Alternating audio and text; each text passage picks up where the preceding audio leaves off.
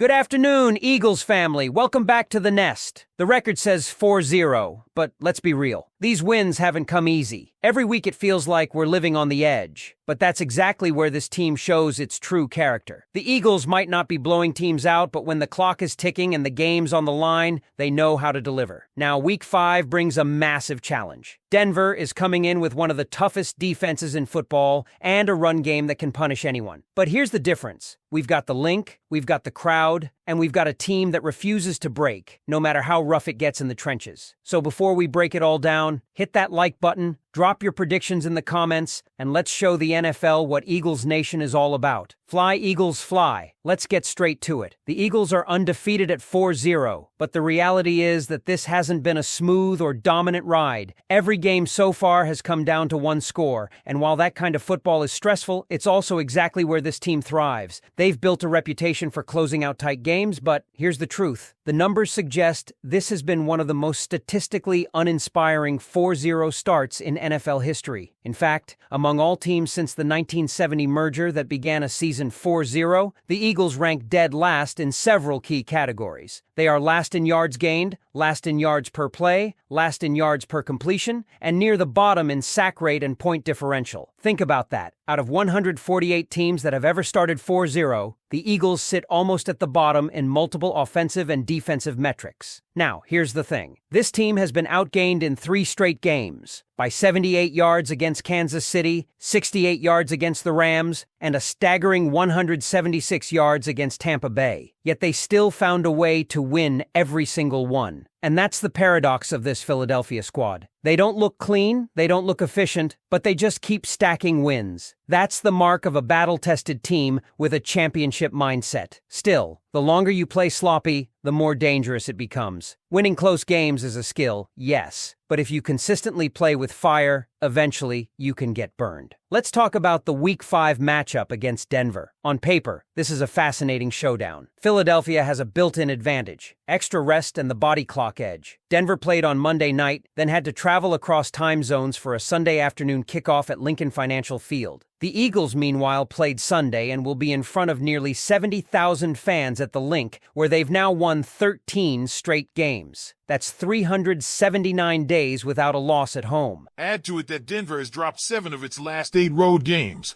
and you can see why the Eagles are 3.5-point favorites. But don't underestimate Denver. Sean Payton has built one of the top defenses in the league. The Broncos allow just 16.8 points per game, second best in the NFL, and they lead the league in sacks, quarterback hits, and pressure rate. Their secondary, led by Patrick Surtain, will look to lock down A.J. Brown, who is visibly frustrated by the lack of explosive plays in this offense. Offensively, Denver runs the football extremely well, averaging more than 143 rushing yards per game with J.K. Dobbins and R.J. Harvey. The Eagles must stop that ground game and force Bo Nix to throw, because when he's asked to carry the offense against good defenses, he has struggled, already tossing 4 interceptions this year. Now, here's where things get concerning. Philadelphia's offensive line, long viewed as one of the best units in football, has regressed. Saquon Barkley, who last year put together one of the greatest rushing seasons in NFL history, can't even get to the line of scrimmage without facing contact. In 2024, he averaged nearly 4 yards before contact, number 1 in the league. This season, he's under 1 yard before contact. That's not on Saquon, that's on the offensive line, and the stats back it up. The Eagles rank 25th in yards before contact per carry,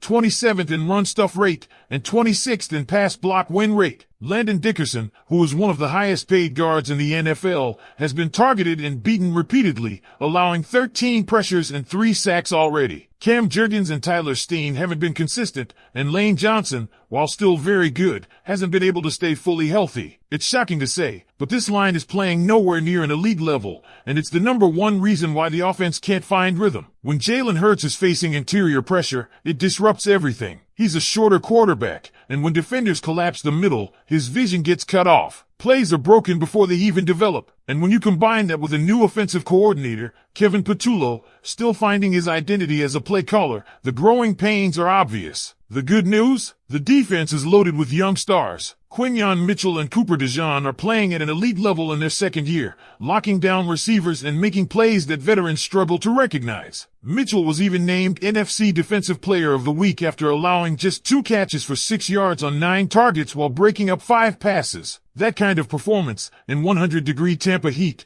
shows the Eagles might have the best young cornerback duo in the NFL. And DeJean's recognition on a flea flicker, leaving his man to nearly intercept Chris Godwin, was one of the smartest plays you'll see from any corner this year. Add in the growth of Jihad Campbell at linebacker, plus Jalen Carter and Jordan Davis up front, and this defense is built not just for 2025, but for the next decade. So here we are. The Eagles are undefeated, statistically flawed, offensively inconsistent, and yet still finding ways to win. It's both inspiring and frustrating. But if this offensive line doesn't improve, if they can't find a rhythm in the passing game, and if Saquon Barkley continues to get hit behind the line, you wonder, how sustainable is this style of football? I'll leave it with this question for you. Do you believe the Eagles can keep winning like this, relying on grit and clutch plays, or will these offensive struggles eventually catch up to them? I want to hear your thoughts down below. Let's keep this going. The numbers tell us the Eagles' offensive line is not only underperforming, it's flat out costing this offense opportunities to establish its identity. And here's the truth. This is the same group we've trusted for years, the same one Jeff Stoutland has molded into one of the most respected units in the NFL. But through 4 games in 2025,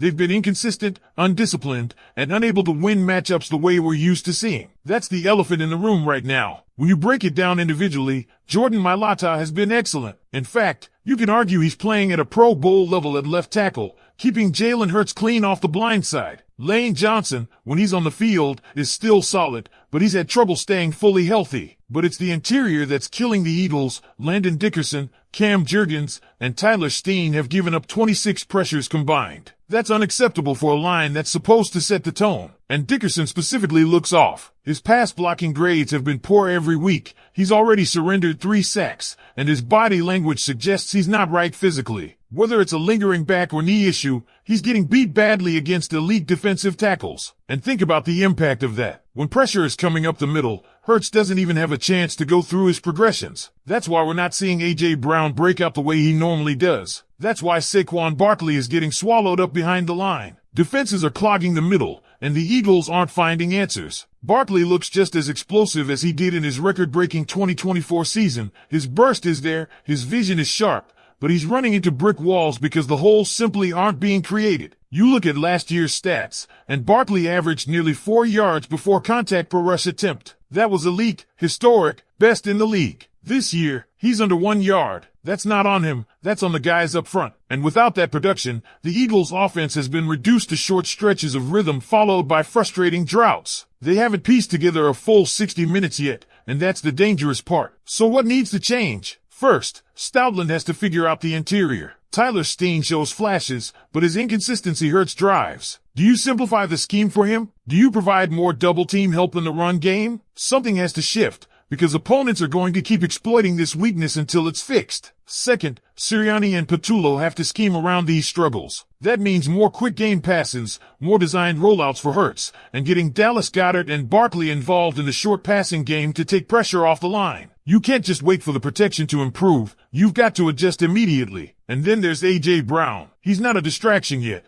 but you can see his frustration building. If this passing game doesn't start feeding him, the sideline blow-ups we saw in the past could return. He's a star, and stars want the football. It's on Patullo to find creative ways to scheme him open, especially when defenses are bracketing him with safety help. On the flip side, the defense is doing its job. Quinyon Mitchell and Cooper DeJean look like they've been in this league for 5 years, not 2. Mitchell earned NFC Defensive Player of the Week for smothering Tampa Bay's receivers, and DeJean's recognition on that flea flicker shows his football IQ is off the charts. Add Jihad Campbell at linebacker, who looks like a steal of the 2025 draft, and you realize this defense is already the youngest in the NFL and could be elite for the next decade. That's not hyperbole. If they stay healthy, you're looking at a foundation of stars who can dominate together for years. But that's why this offensive slump is so frustrating. The defense is championship ready, the team is undefeated, and yet the offense feels stuck in neutral. When you combine a shaky offensive line with a brand new play caller still finding his rhythm, it's a dangerous combination. And yes, the Eagles are winning now,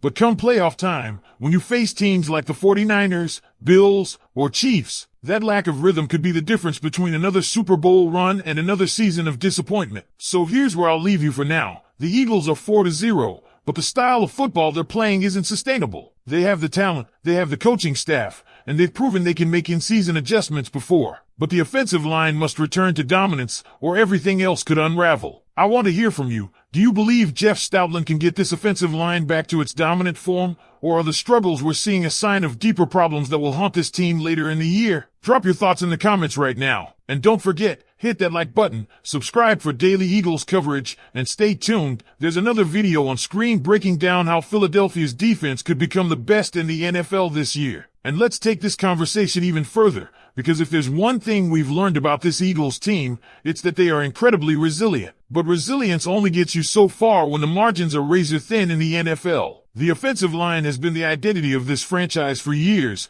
the unit everything else has been built around. Right now, that identity is shaky. Think about it. When the Eagles have been at their best under Nick Sirianni, everything starts with the trenches. Dominant run blocking wears defenses down, and pass protection allows Jalen Hurts to take shots downfield to A.J. Brown and DeVonta Smith. Without that foundation, everything looks forced. The explosive plays disappear, and instead of dictating games, the Eagles are reacting, surviving, and leaning on their defense to close the door. That's not sustainable over 17 weeks and certainly not in January football. One area that must improve immediately is the interior chemistry. Cam Jurgens is still adjusting to being the anchor in the middle, and while he's athletic and tough, the communication breakdowns are obvious. Landon Dickerson's health remains a mystery.